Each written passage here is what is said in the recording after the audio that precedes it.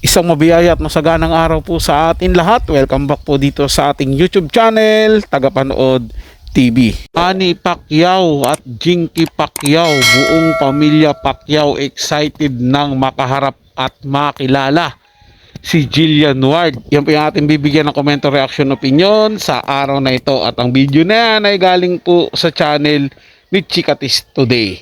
Bisitahin po ang kanyang channel. At huwag nyo rin po sanang kalimutan na mag-subscribe dito sa ating channel at i-hit ang notification bell para ma-update ka sa mga bagong video na ilalabas natin. Kaya naman huwag na natin patagalin to. Simulan na po natin ang ating reaction video sa araw na to, mga tagapanood. Let's do this! Wow naman, Jinky at Manny Pacquiao excited na makilala si Jillian Ward. Kasulukuyang nasa Dubai nga ngayon ang Team Pacquiao upang magbakasyon at bisitahin ang new business venture nila sa Dubai. Ipinasilip ni Jinky ang kanyang social media account at na-share nito ang mga kaganapan nila ni Manny habang sila ay nasa Dubai. Isa sa pinakakabangan ngayon ng mga netizens ay pagbabalik boxing ni Manny Pacquiao pagkatapos ng kanyang unang naging laban pagkatapos nito ng kanyang retiro. Samantalang usap-usapan pa rin ngayon sa social media ang isa sa mga anak ni Manny Pacquiao na si Eman Pacquiao. Isa sa mga pinakakaabangan pa rin ng mga bagong tagahanga at followers ni Eman at Jillian ay ang kanilang mga posibleng projects together. Hindi kasi may kakaila na napakaraming netizens ang talaga namang kinilig sa naging pagkikita ng dalawa kamakailan lamang. Samantalang ayon na rin sa aming source, excited na rin di umano ang mag-asawang Manny at Jinky na makilala si Jillian personally. Naintriga din di umano si Jinky Pacquiao dahil isa rin siya sa kinikilig sa dalawa.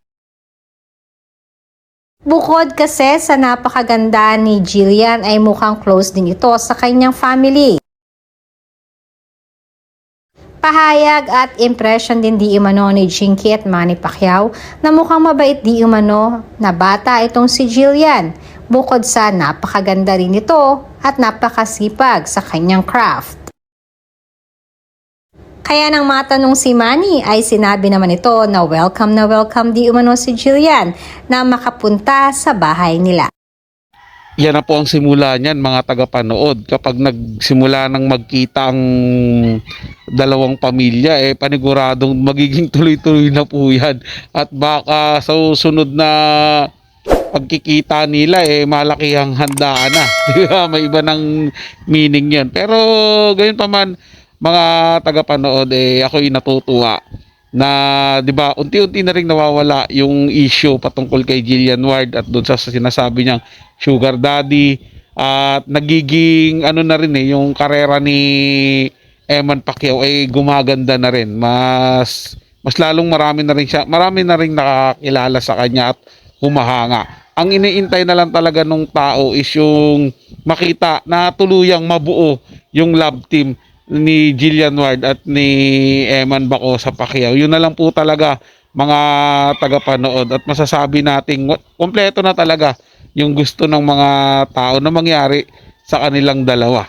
Pero kung ihahadyaman ng tadhana yan, syempre susuportahan po natin yan at very excited po ako makita po yan, mga tagapanood. Sa gayon pa man, sana matuloy yung pagkikita ng pamilya Pacquiao at ni Jillian Ward, diba? Mag-dinner sila or imbitahan kaya nila Manny Pacquiao doon sa bahay nila tapos kasama si Eman Pacquiao, diba? Napakaganda sigurong tingnan nun, mga tagapanood, no?